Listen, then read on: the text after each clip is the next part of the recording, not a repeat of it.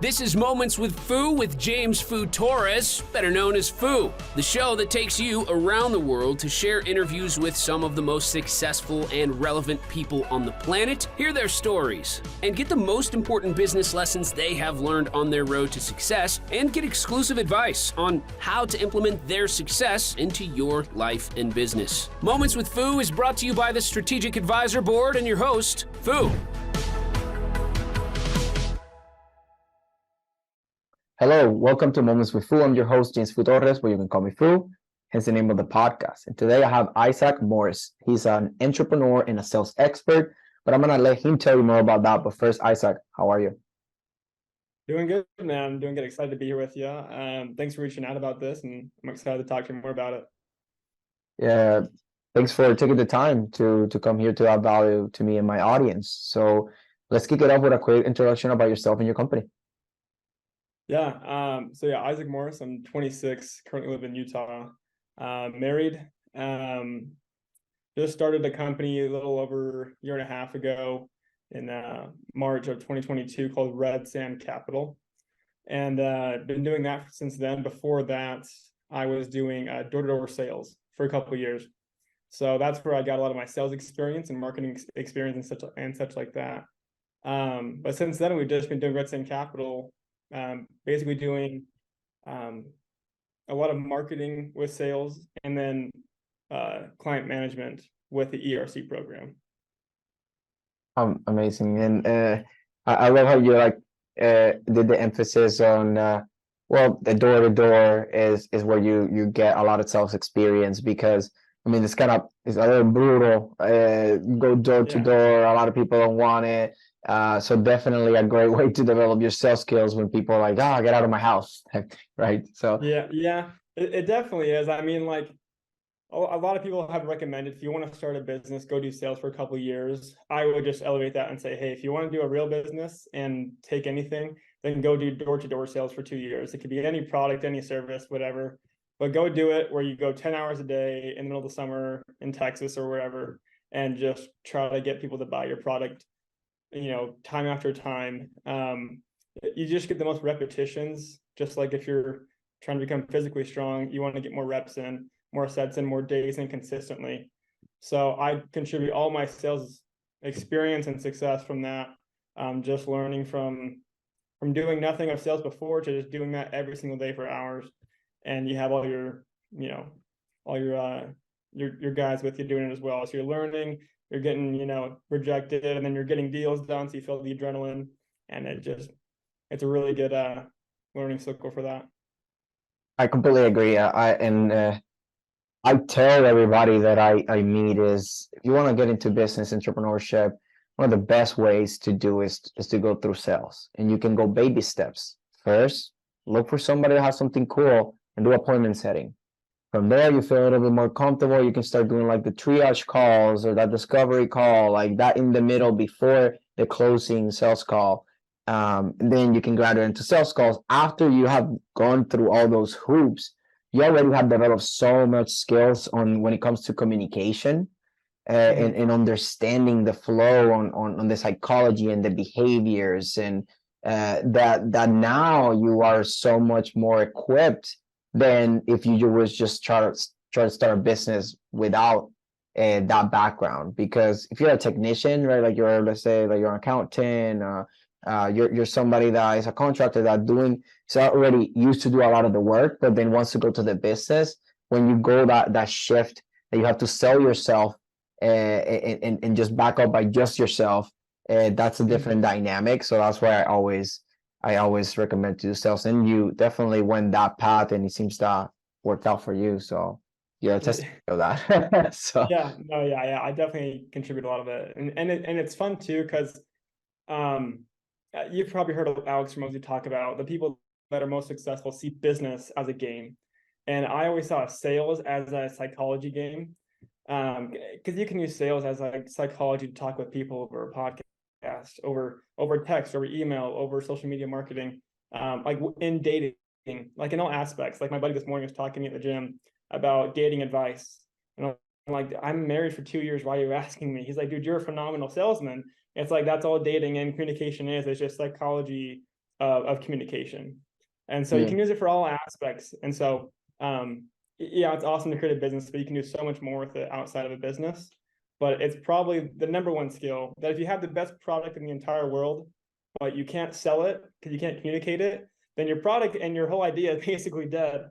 So it really does come down to, if you're a good salesman, then you can take any product, good or bad, and you can still make a living off it. If you're a really good product, but no sales skills, it's really hard to make it work out. Yeah, and to make it a little bit more broader, I was already going in that that direction, so I'm glad that you went that direction. More broad, just even not just sales, but just communication in general, right? In which obviously you're a great communicator, most likely you're gonna be great at sales, like they go hand in hand. So when you're able to become a great communicator, that's when you're able to open so much more opportunities. And a good comparison that I got from his name is Vin. He's a communication coach and a very big influencer in the space, and I really like him.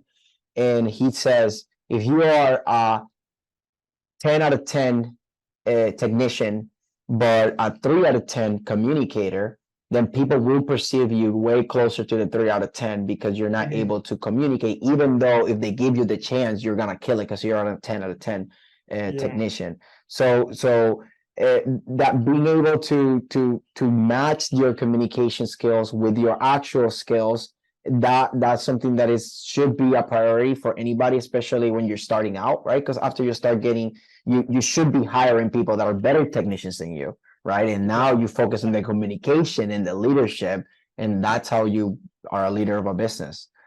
So that just to kind of piggyback on that, I think that you made me. I was thinking about that before you said it, and then you said it. I was like, dude, I was already going that direction. Yeah, So. yeah, just good minds, man. Yeah, it's like when you're at the door for door-to-door sales, the person they're gonna base the entire service, experience, company, everything about the whole entire thing that you're presenting off of you. So like, you know, that again, so if you're starting a business, if you're just really good communicator, you can really scale any technician, any product, any service business. No doubt. That's top skill. One thing that I can go back to myself or to anybody, focus on being a good communicator. You're a good communicator, you can sell. You're a good communicator, you can market. You're a good communicator, you can lead.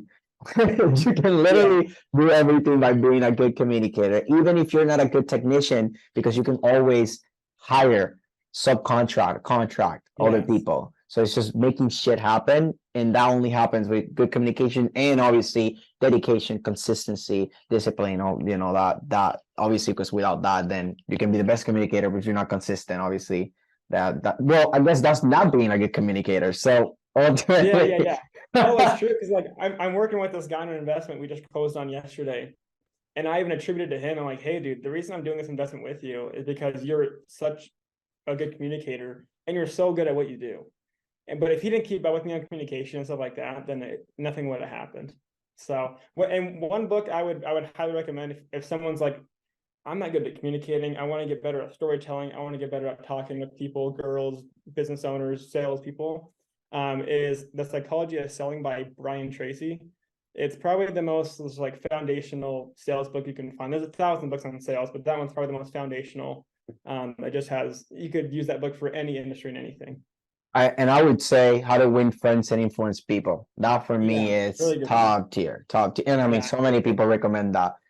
So because it helps you understand the other perspective of other people, because sometimes we're so in our way that we don't understand that there's people that think differently, and like the patterns and the psychology traits and all that. So I really love that book, and I revisit, and I love looking at like refresher videos and things like that. Like I listen to it because it's something that it's like a never ending learning thing, right? And things change, market change, everything, like the way that people were willing to receive certain language and now they're not, and you know, and evolving with you know technology and all that we get desensitized on some things, and you know, so it's a never ending learning curve. So other than communication, I mean, top, right? Is there any other advice or actionable tips that you have for business owners in general, or a specific type of business owner that you typically help?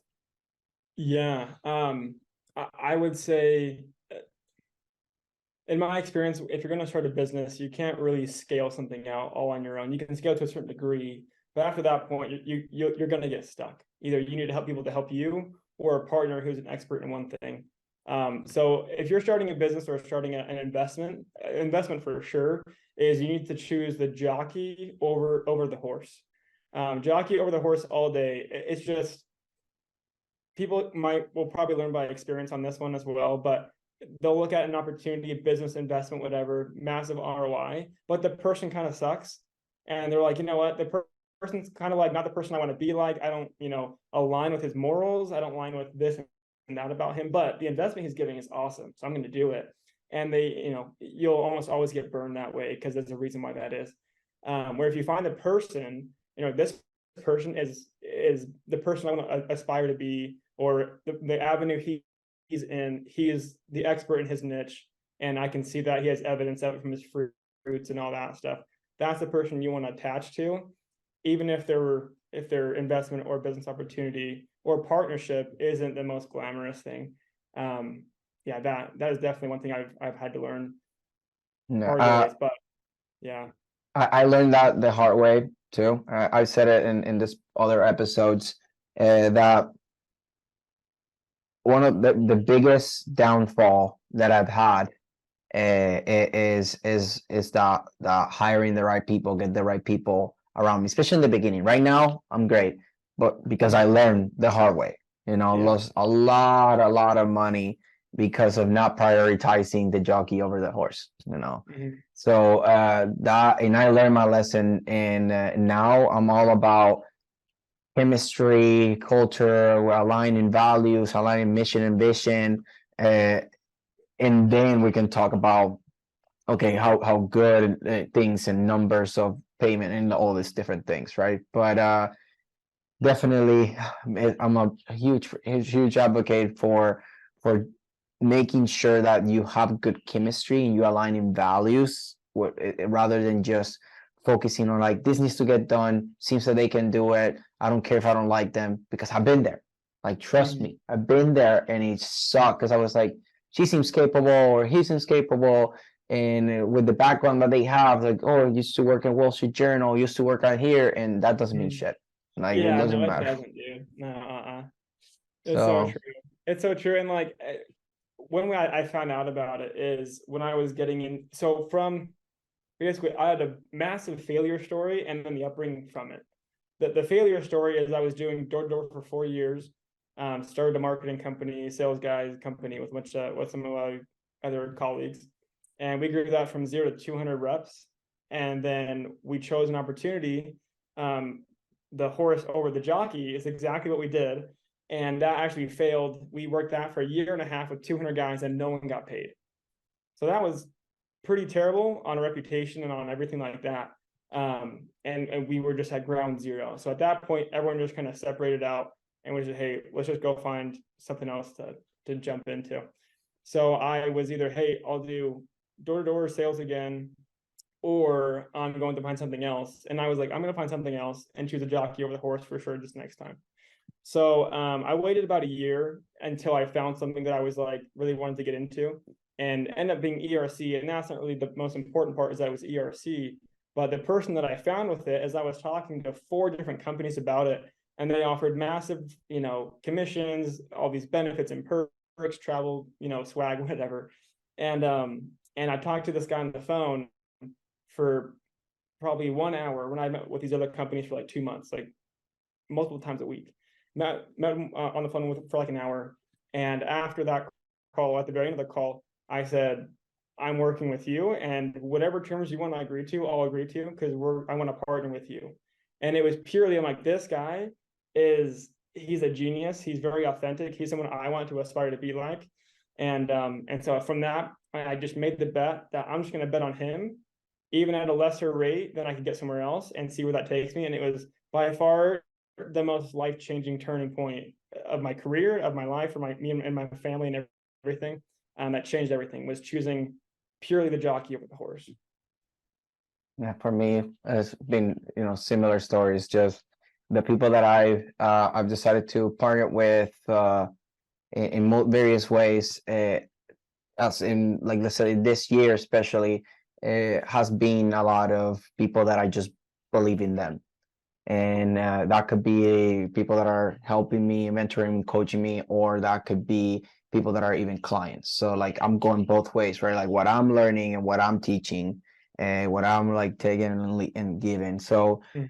that's something that it just changes everything. The energy, the feeling, the motivation, everything is just, it's so good when you are aligned and you build this like friendships, and really we're invested and we really care. And so, because one big thing here is that things will go wrong, right? If you're a business owner, you're listening to this and things have not gone wrong, get ready. It will go wrong at some point. Yeah. So, and Yeah, if I already you know have, feeling that. Yeah. yeah, exactly. If things have not gone wrong, you're definitely not doing it out. So Yeah. Yeah. that's a great thing. So you want to surround yourself with people that you know that when things go wrong, they can have your back, and we're gonna figure this out together, right? And that was the problem. It's not. I don't get even that mad of things going wrong.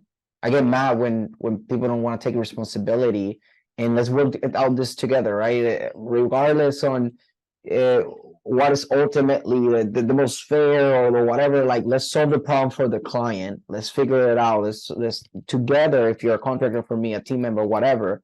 So then we can move past that, right? If you're a client, like something didn't go well for some reason, like, hey, let's talk this out, and you get a credit, you get a whatever. Like, I'll make sure that I'm as fair as I can given the situation, but at the same time, let's just not like hold grudges and all that. Like, the mission needs to get done, right? So let's just get it done.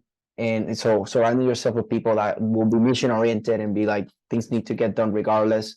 And that's, I guess that's like that military mindset that I have too. Is Yeah. that Yeah. mission Yeah. needs to get done. Yeah. Yeah. But it's Yeah. good. It translates well. It translates No, very it well. does. And I'm listening to the Elon Musk book that just came out like in September on audiobook. And that's exactly how Elon was, almost to a fault, is he would like didn't care about empathy or sympathy of other people's emotions. His was just like purely getting this done. But that's also, and that's same with like with Steve Jobs with Apple, is all of his employees didn't see him as a friend, which is not what I'm saying you should do. But I'm saying that like there is a point where like stuff just needs to get done. And if you do hurt some feelings, then it's not the end of the world. It's not the most worst thing in the world if it's with good intentions of getting things done for the better in the future, right? Not just stomping on people, but yeah, it definitely is something that high successful people do. They get stuff done. Yeah. So is there any one or two last takeaways you would like to leave the audience with that maybe you haven't punched out yet? Yeah, there's two things. One thing, I kind of have this on my desk. This is my knowledge planning execution book for everything. And I've just seen a massive drastic improvement in myself with work. If I just have everything scheduled out, put it in front of me, an open book in front of myself. And then also half of it also is that I'll write out 10 goals every single day for the next week to like 3 years. And I'll put dates on these goals, and I'll put expiration dates and when they need to happen. And the reason I do that is so I can visualize, I know my goals every single day. And then throughout my day, as I'm in conversation with someone like Foo or someone else, anywhere, and my goal is to get a real estate property. Like that's how I just closed on one yesterday. It was my goal, get a real estate property by the end of this year. And in passing, this guy said, yeah, I do real estate investing partnerships. And I was like, boom, that's on my goal. And it clicked. And I like just instantly went into a conversation with him about it. And then a couple of months later, we came out with an investment property. And so I got that goal done. But if those goals weren't written out every single day and that wasn't top of my mind, I probably would have been like, oh, that's cool, guy. That's really cool. Like, do you play basketball? Like, I would have moved the conversation on, But since that was my goal, that's just something I was like, it clicked that I could execute my goal. And then it was just, execution time right there. So that's probably one of the biggest things is if you're not writing stuff down somewhere in your own format, you're losing a lot of execution that you could be doing. And then a second thing, and this is just for business or anything else, but one thing one human can do, I can do also. And if you trick yourself psychologically, kind of like sales, is like me and Foo were made out of the same material as a human being. And as long as I keep it at that level, then I can do exactly what anyone else does on a business, physical, educational level. So that's how I kind of tricked myself into thinking, hey, I see this guy doing this in business. And naturally, I want to think, oh, he's so far ahead of me. He's done so much research. He's so good at what he does. And then I'll psychologically trick myself into thinking, he's a human being who's made of human flesh and a brain and a heart and everything I have. I can do the exact same thing. And then your mindset just switches on it. So there's a lot of stuff in sales you learn psychologically that you can trick yourself into becoming more successful. But that's one that I'll use is I'll just say, hey, he's made out of human flesh.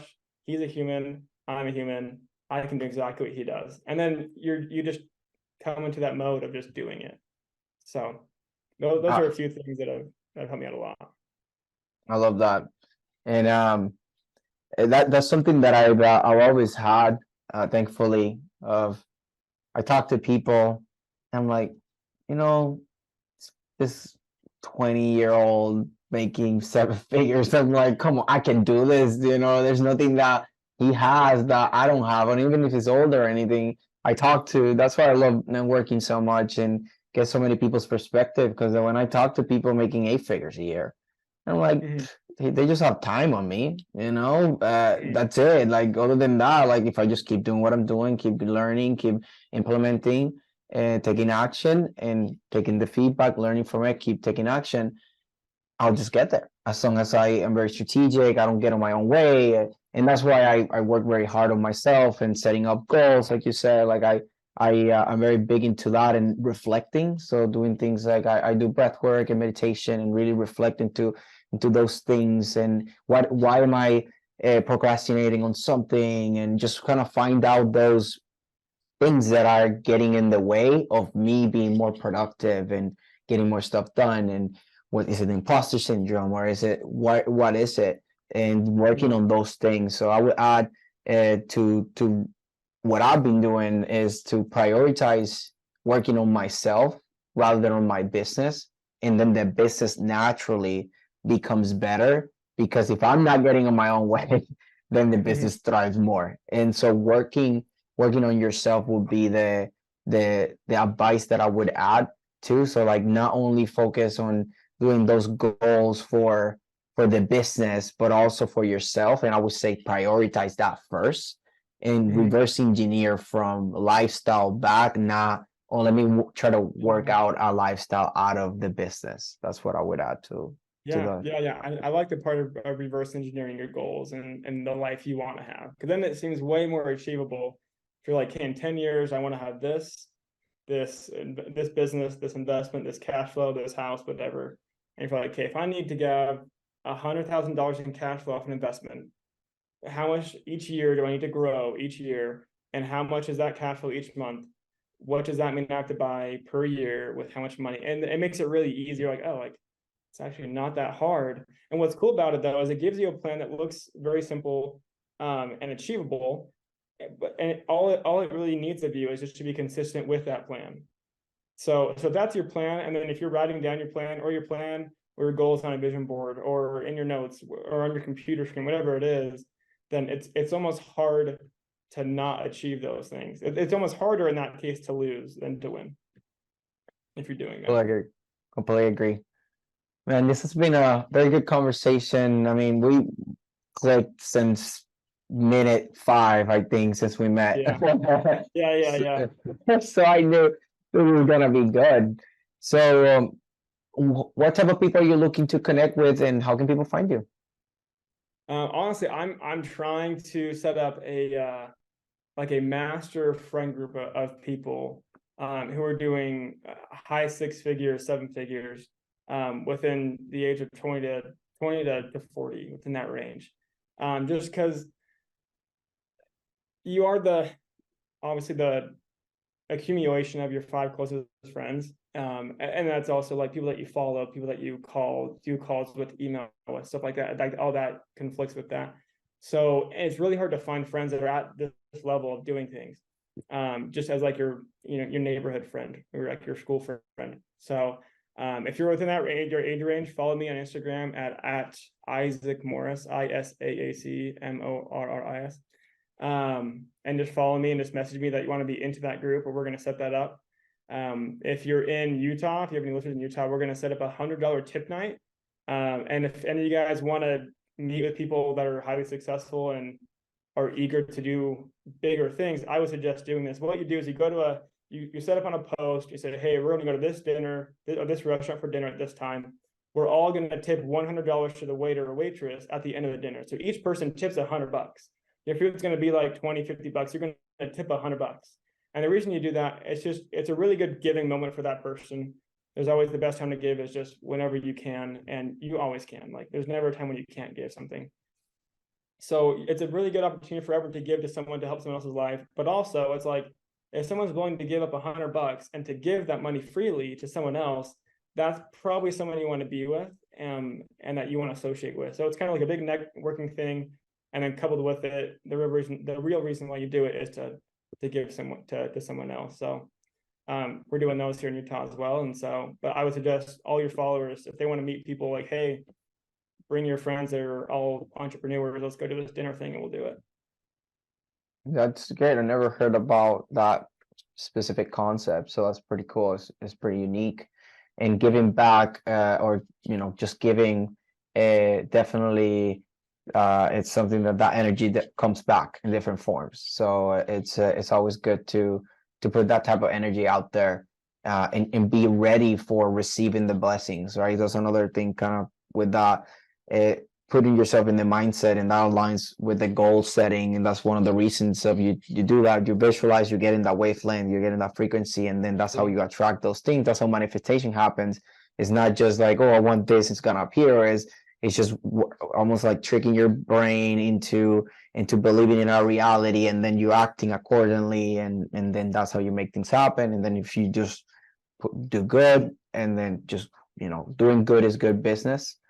Something that I got from one of the business owners in my network, and really stuck with me. So I like that. It's pretty cool. So you become the jockey that you want to hang out with, that you want to associate with. It's like, be the jockey of the horse that you want your partner to be with. So that just people will only show up to those kind of things that are like that. So yeah, it's a good thing. If you want to connect with myself, great opportunity to do that, or just message me on Instagram. If you want to, in your own town or city, if you want to find guys like that, guys or girls like that, do one of those, and it works great, and it draws a lot of attraction and attention when you post about it. And guys are like, why is Foo giving $100 to this guy at a burrito shop? Like, this is nuts. Like, why would they do that?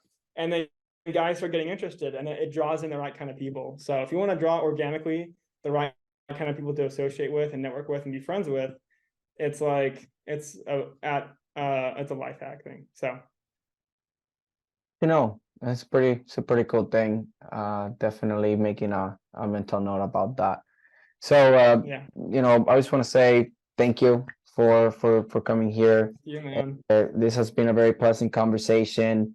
I think that it was definitely some very valuable golden nuggets in here. So thank you for coming here, and have a very good conversation for me and my audience. Awesome. Thank you, Fred. I appreciate it, man. Thank you. So this was Isaac Morris and Foo, and this is us signing off. Thanks for listening to Moments with Foo with your host, Foo. Please leave your feedback and visit strategicadvisorboard.com to get the latest and greatest business advisement on the planet. Follow us on social media for updates, and we will see you on the next episode.